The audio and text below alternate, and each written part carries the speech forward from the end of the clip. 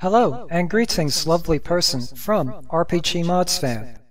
This video is part 1 of my walkthrough and review of the Dungeons & Dragons 5th edition adventure Waterdeep Dragon Heist, which was published by Wizards of the Coast in September of 2018. Chris Perkins was the lead designer, but there were many contributors, including Matthew Mercer of Critical Role fame. Reviewing and discussing the Waterdeep Dragon Heist will probably be my biggest and most ambitious project to date on my YouTube channel. Several videos will be needed to walk through the whole adventure. In this video, I will be going over the adventure's setup and initial quest. I will not go in depth into the background, which I will save for my next video. Unlike other D&D adventures, Waterdeep Dragon Heist does a good job of giving the players its background information more organically, instead of through exposition dumps. In this adventure, player characters start at level 1. By the end of the adventure, they should reach at least 5th level.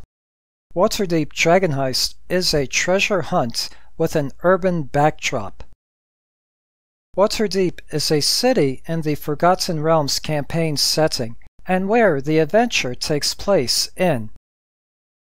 It is a very large metropolis on the northern part of the Sword Coast. It is known as the City of Splendors, and is home to some of the most powerful figures in the Forgotten Realms. The displayed map depicts the boundaries of the 8 districts of Waterdeep. They are the Sea, Field, North, Castle, City of the Dead, Trades, Dock, and Southern Wards. Oh, and by the way, the City of the Dead is Waterdeep's public cemetery. During the course of the adventure, the player characters will probably visit all the city's wards. Displayed is the player's map of Waterdeep. It is huge! On the other side is the Dungeon Master's map of the city. These huge maps probably are the only things that will make this adventure unwieldy.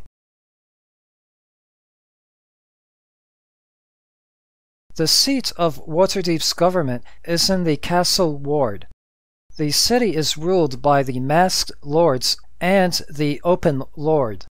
Only the Open Lord's identity is known by its populace. Laurel Silverhand is now the Open Lord of Waterdeep. Why does Ed Greenwood have so many concealed rulers throughout his Forgotten Realms setting? Is he a secret society sycophant? What the sh*? Even John F. Kennedy, who I greatly admire, gave a speech against those who secretly pull the strings of government and operate from the shadows. Okay, rant over. The High Wizard of Waterdeep is known as the Black Staff. The current Black Staff of Waterdeep is Vajra Safar. Displayed is Waterdeep's legal code. The Dungeon Master should hand this handout to their players. Basically, the rulers of Waterdeep do not want or tolerate lawlessness. The adventure book's introduction chapter has helpful suggestions on character creation so that the player characters better fit the background of the adventure. Because Waterdeep is a big cosmopolitan city, there are hardly any restrictions on character creation. The city has many guilds, noble families, and factions. As a background, a player character may already be part of a faction.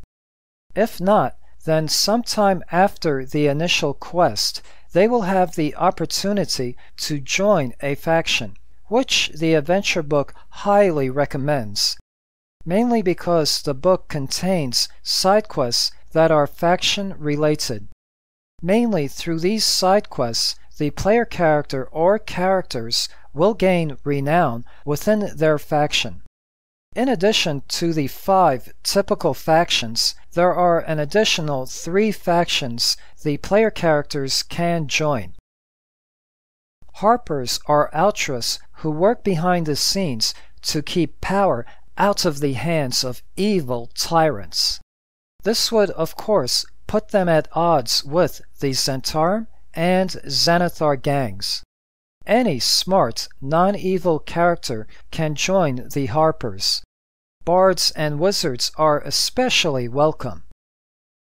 The Lord's Alliance is a confederation of cities and towns up and down the Sword Coast, including, among others, Waterdeep, Baldur's Gate, Mirabar, Mithril Hall, Neverwinter, and Silvery Moon.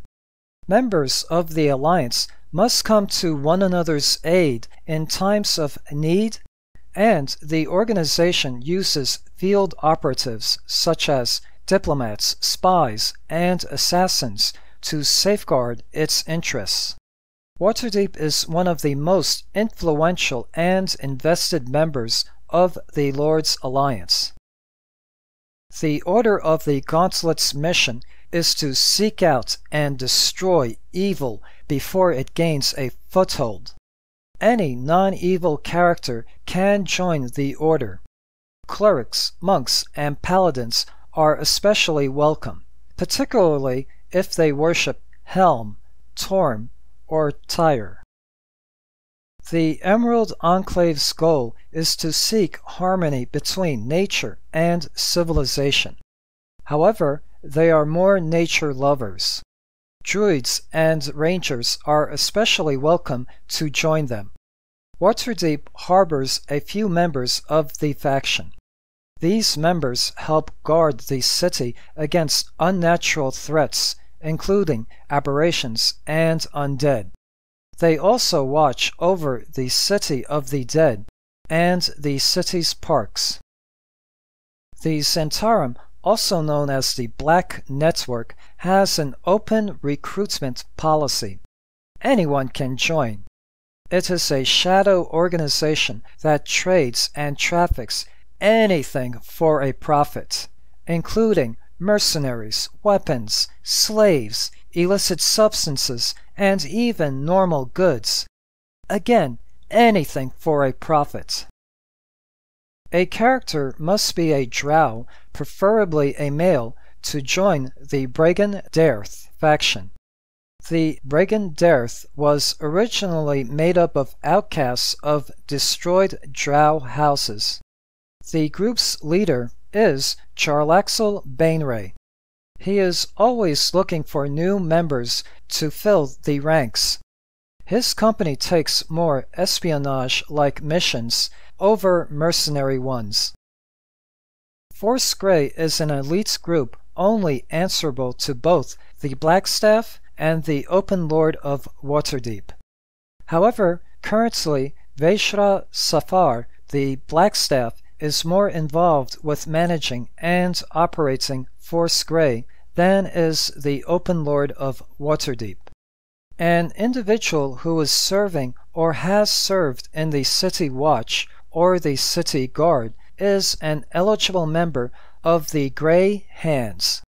Characters who swear an oath to defend Waterdeep, its citizens, and its laws with their lives are also eligible to join the Grey Hands. Members of Force Grey are picked from members of the Grey Hands. In other words, becoming a member of Force Grey is by invitation only. Waterdeep has outright outlawed a thieves' guild to exist in it. However, the Xanathar Guild serves as Waterdeep's unofficial thieves' guild. Anyone can join the Xanathar Guild. But before membership is granted, an applicant must pass a test that always involves a serious crime being committed. Also, the adventure book does not give any side quest for those who become members of the Xanathar Guild, probably because those side quests would be heinous crimes and the authors did not want to go that dark or vile. As a side note, Xanathar's true nature is supposed to be a secret that hardly anyone in Waterdeep knows. In order to make life easier, the Dungeon Master may be tempted to limit the number of factions that player characters can join. Other than making the Xanathar Guild a non-joinable faction, I would strongly suggest against that. Waterdeep will seem more real and alive if all these factions are operating at the same time. Likewise, for the Dungeon Master, things will be a lot easier if all the player characters decide to join the same faction. However, the game will definitely have more drama if the characters join different factions. Despite its name, Dragon Heist is not a true heist. Instead, the plot hook is for the player characters to recover Waterdeep's gold that was stolen from its treasury some time ago. In other words, someone else did the heist. Hence, Waterdeep Dragon Heist is more of an adventure of investigation. By the way, a gold piece in Waterdeep is called a dragon. I will call it a gold piece from now on for simplicity's sake. Of course, there are others after the treasure who the player characters will have to contend with. Although there are combat encounters, combat is definitely not the focus on this adventure. In other words, this is more of a role-playing adventure. Thus, experience points and levels gained is based on meeting milestones instead of through combat. Like so many other D&D adventures, this adventure starts in a tavern. But not in just any ordinary tavern. This one starts in the famous Yawning Portal Tavern and Inn, a popular adventurers' hangout. The Yawning Portal is located near the intersections of Waterdeep's Castle Ward, Dock Ward, and Trades Ward. There are 7 NPCs that are found or often frequent the tavern. Each player is supposed to select one NPC as a friendly acquaintance. This NPC will be someone the player character knows and trusts. This serves as further background for both the player character and the adventure. Durnan is a retired adventurer and is the tavern's proprietor and innkeeper. Bonnie is one of the barmaids of the tavern. Matrim, 3 Strings Mereg, is a bard and often performs at the tavern. He tends to be socially awkward. Charlester, Silvermane, is a frequent patron of the tavern. His physical features betray that he is a fighter of some sort. Mayloon Warddragon is a cheery, optimistic, warm-hearted man and a skilled fighter. Obaya Uday is a priestess of Wykeen and is from Cholt.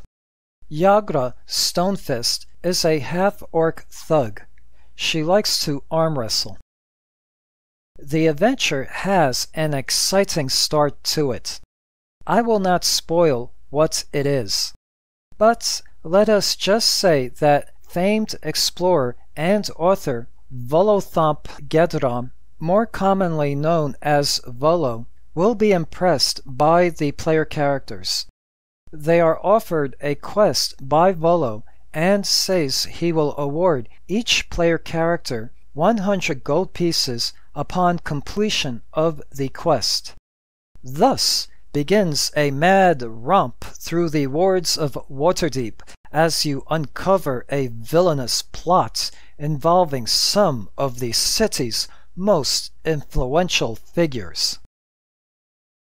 It is me, Volo Thumpgedrum. You can call me Volo. Nice to meet you. My friend, RPGmodsFan, will now be discussing the adventure itself, and this video will contain spoilers. Unless you are a dungeon master who will be running this adventure for their players, or are a player who already played through this adventure and are watching this video for nostalgia purposes, I would suggest not to watch the rest of this video. Take it away, RPGmodsFan. Displayed is the Dungeon Master's map of Waterdeep.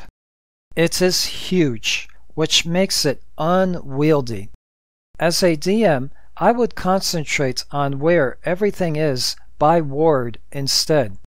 Also, not all adventure locations are marked on this map, which makes it very frustrating for the DM to use. Again, it is me, Volo Thumpgedrum. You can call me Volo. Volo's quest for the player characters entangles them in a bitter conflict between two nefarious organizations, the Zhentarim and Xanathar's Guild.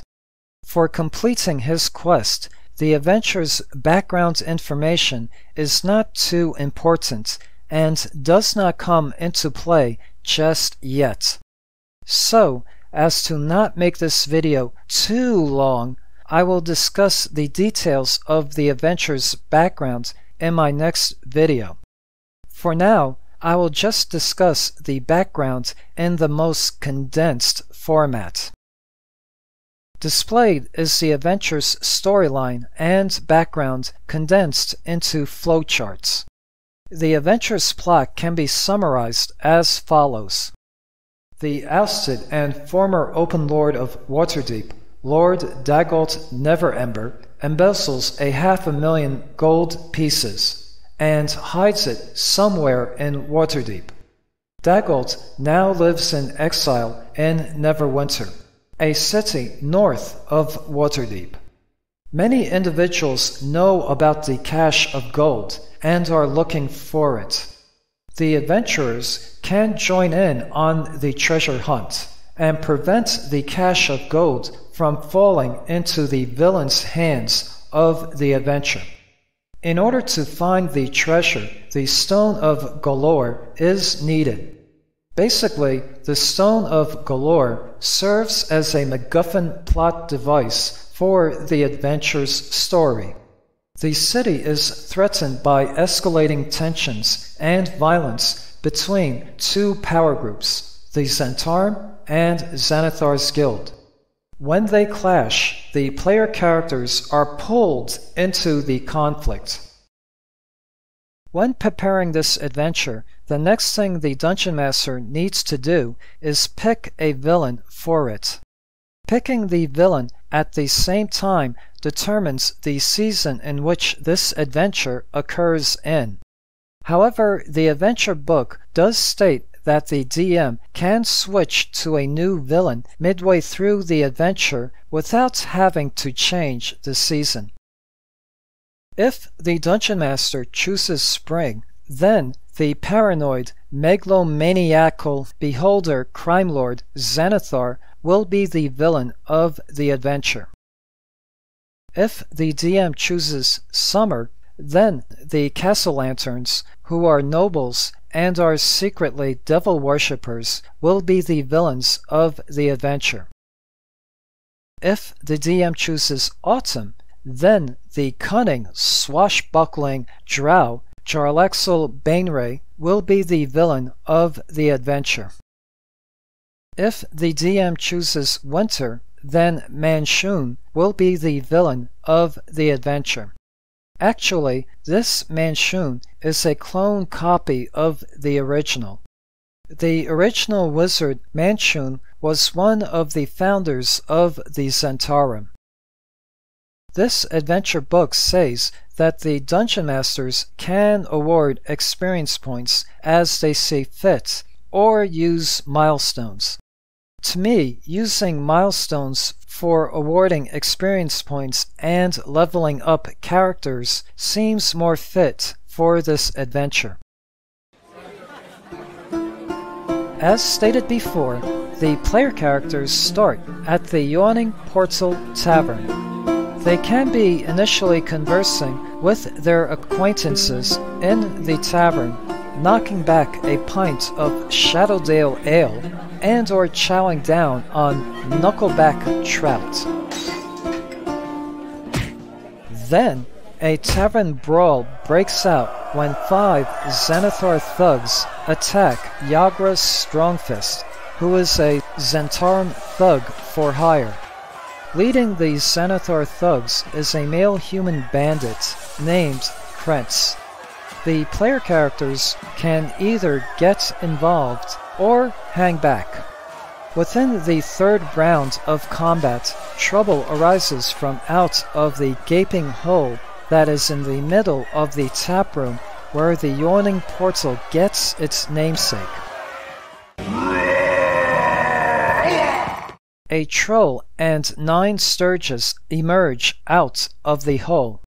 The sturges have been trying to suck the troll's blood, and the troll fled up the portal trying to escape them. Durnan, the innkeeper, will draw his greatsword and battle with the troll, shouting, "I could use a little help here." Within the next round, 6 of the 9 sturges are supposed to fly back down the Yawning Portal hole. If the player characters are engaged in this combat and there are other patrons involved, the Dungeon Master may wish to keep all sturges in the fight. In the aftermath of the battle, via acquaintances or mumblings from the tavern patrons, the player characters should be able to learn that the Zentarum and Xanathar Guild are engaged in open hostilities and are threatening the peace of the city. If one or more player characters are acquainted with Yagra, they can further learn that not even a few months ago, the Zentarum and Xanathar Guild were in negotiations to become allies. However, for some reason, the negotiations broke down and the 2 factions have become enemies. After the brawl, as a Dungeon Master, I personally would level up the player characters to level 2. Even if they took no action, I would say they gained invaluable experience just by watching veteran adventurers in combat. Volothump Gadram will be impressed by the player character's actions in the brawl. If the player characters took no action, then in this case he is intoxicated and wrongly thinks they took action in the brawl. Volo has a quest. He will order drinks for the player characters and ask them to sit with him at a quiet table. One of Volo's friends, named Floon Blagmar, has disappeared, seemingly kidnapped. He wants the player characters to find and rescue Floon. Volo describes Floon as having more beauty than brains. For accepting the quest, he pays 10 gold pieces to each character now and promises to pay 100 gold pieces upon the completion of the quest. Volo says that he last saw Floon 2 nights ago. He and Floon were drinking at the Skewered Dragon, which is a dark bawdy tavern in the Dock Ward. Volo recommends that the player characters start their search there. So, what happened 2 nights ago? Unbeknownst to Volo, not long after he departed, Floon met another acquaintance named Lord Rainier Neverember at the tavern. Lord Rainier Neverember is the son of the ousted Open Lord Dagult Neverember. After some more drinking, Floon and Rainier left together. Outside, 5 Zentarum thugs working for Erstul Fluxen jumped both of them. They took them to a warehouse in the dock ward so they could question Rainier about the whereabouts of the Stone of Galore and his father's hidden cache of gold. However, before the interrogation could begin, members of the Zenithar Guild ambushed and killed the Zent guards in the warehouse. These new arrivals mistook Floon for Rainier and dragged him away. Rainier managed to hide and escaped their notice. Floon was taken to a Zenithar Guild hideout in the sewers. A small gang of Kanku was left behind at the Zentarum warehouse to kill any other Zents who might show up at the warehouse. The presence of the Kanku has prevented Rainier from trying to leave the warehouse. The blood in the streets encounter occurs when the player characters are in the dock ward and en route to the Skewered Dragon Tavern. This encounter is the aftermath of a bloody clash between the Zenithar Guild and the Zentarum. The street has been cordoned off by the City Watch. Lying on the cobblestones are a half-dozen corpses. The City Watch officers have disarmed and arrested 3 blood-drenched humans and are in the midst of questioning witnesses. This encounter was meant to show the City Watch in action and the escalation of the conflict between the Zentarum and the Zenithar Guild. The player characters will probably take the most direct route to the Skewered Dragon Tavern. In this case, they are likely to find the old Zoblob shop, which has a deep purple facade and in its window hangs a stuffed beholder. The shopkeeper is a wizened old deep gnome who spies for the Zenithar Guild. The shop sells an assortment of trinkets. The gnome does not know Floon by name, but he recognizes his description. He is reluctant to share information unless persuaded, such as buying a lot of his trinkets, offering him a new purple trinket, etc. He says that Floon and a well-dressed fellow of similar appearance, who is Rainier, were jumped outside of the shop by 5 thugs in black leather armor. He adds that one of them had a black tattoo of a winged snake on his neck. As a rant, what I find frustrating is that the Dungeon Master's map does not mark off where the Skewered Dragon or the old Zoblob shop are. Likewise, it does not do so for other locations described in the adventure.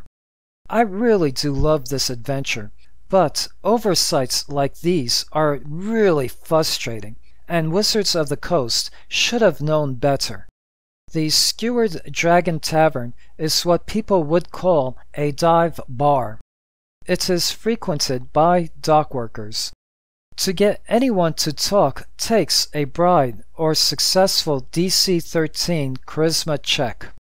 The bar's regulars remember seeing Volo and Floon drinking together a couple of nights ago. Shortly after Volo left, Rainier Neverember arrived, and Floon continued drinking with Rainier. Both of them left around midnight. 5 men followed them out, and no one in the tavern knows what happened after that. The men are known to frequent a warehouse on Candle Lane. "Look for the snake symbol on the door," says one of the tavern regulars. The warehouse has a black-winged snake, which is the symbol of the Zentarum, painted above the door's handle. The Zentarum hideout on Candle Lane is a ramshackle 2-story warehouse. In room number Z1 are 4 Cancun who are lazily looting and searching the place. However, they are alert. These Cancun are all that remain of the Xanathar Guild force that murdered almost everyone in the warehouse, except for Floon and Rainier. Rainier managed to hide, but Floon was captured and taken to a Xanathar Guild hideout. The corpses of the thugs who kidnapped Floon and Rainier are also in this room. If captured, the most important information the Cancun know is that Floon, who they mistook for Rainier, was taken to a Xanathar Guild hideout. To find it, they will say, "Follow the yellow signs in the sewers." Just keep in mind that the Cancun speak via mimicry like a parrot. Room number Z2 is a storage closet. Here, Rainier is hiding from the Cancun.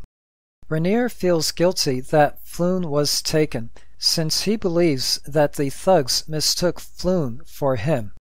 If the characters ask Rainier to join their search for Floon, he agrees to do so, arming himself with a dagger and a rapier scavenged from the dead Zents in the warehouse.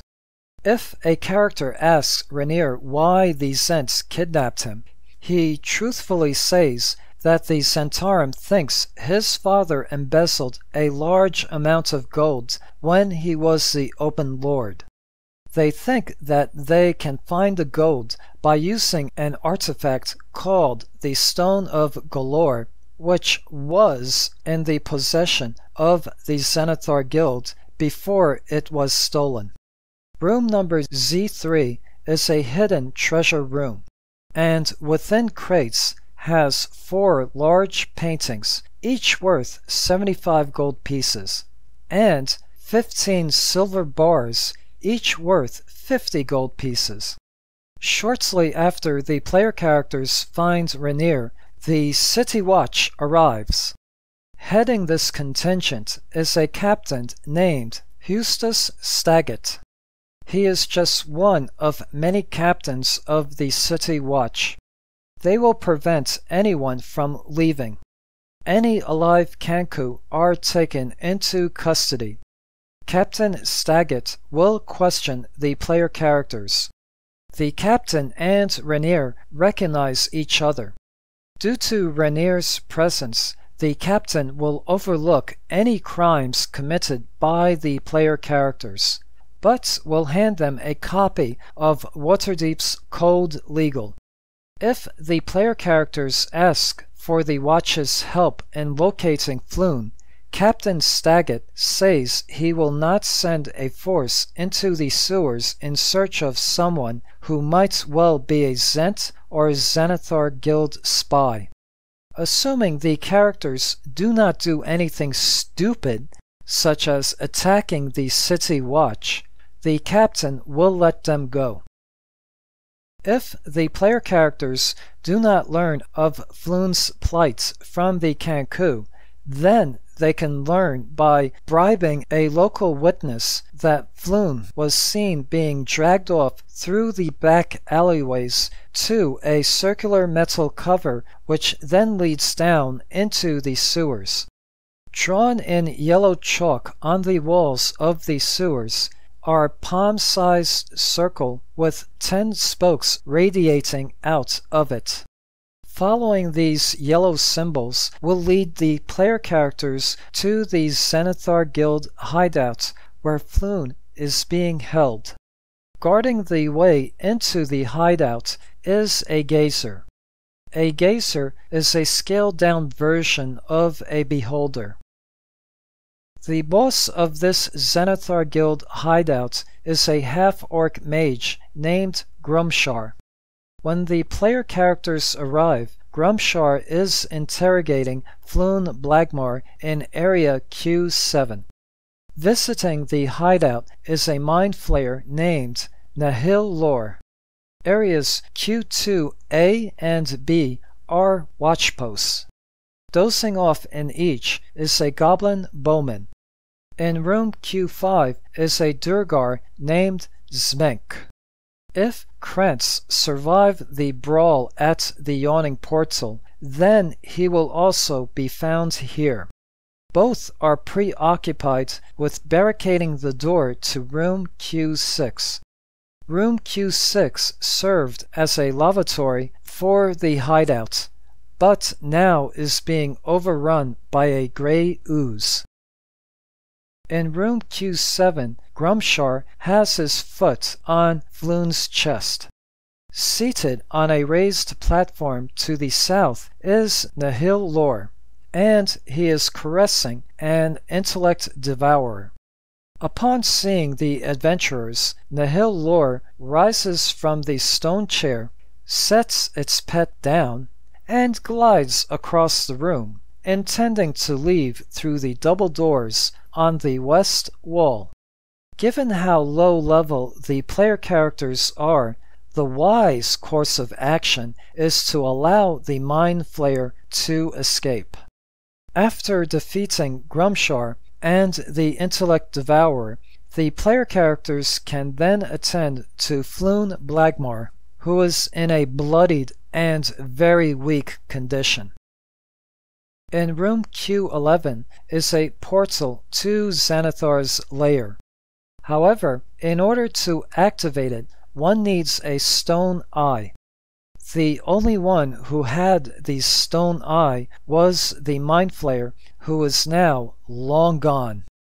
Area Q12 is the cellar of a halfling-owned hostel on Spices Street in the Dock Ward.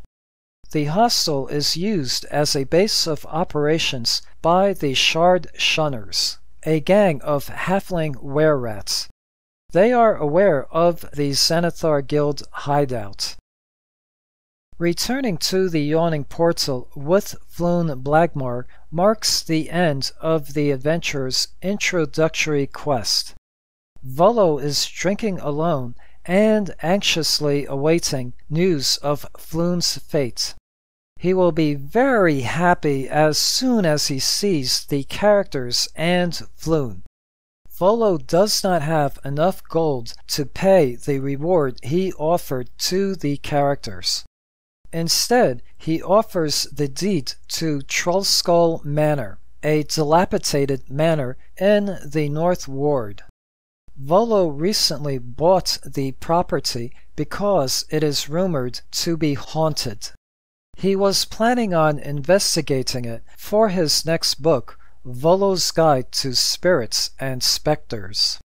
The manor is meant to be used as a base of operations for the player characters.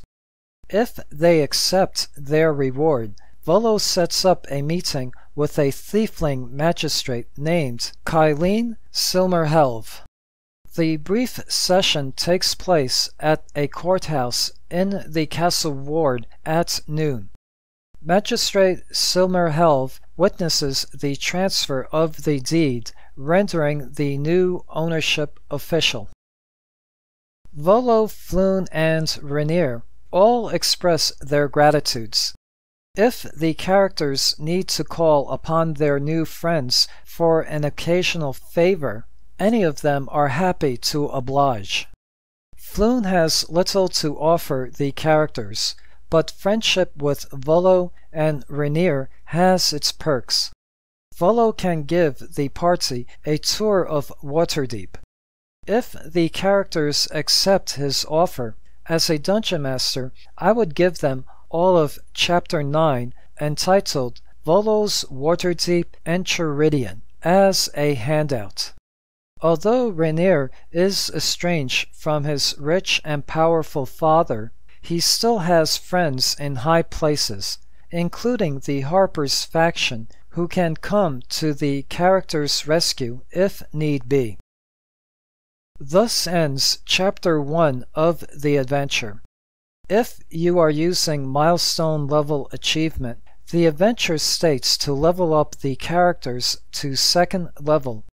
As a DM, I would level them up to level 3.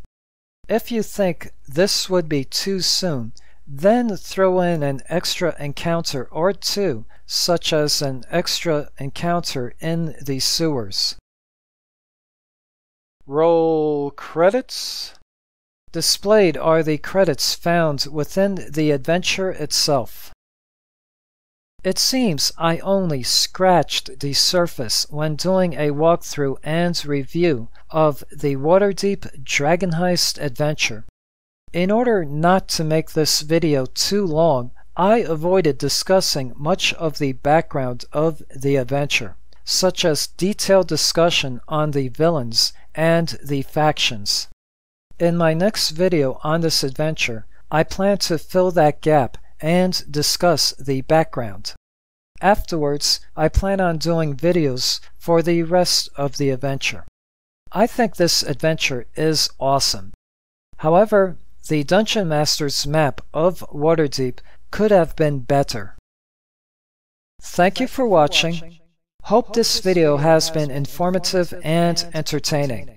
Till next time, this is RPGmodsFan saying cheers, have a good day, and goodbye. We were dancing, baby, all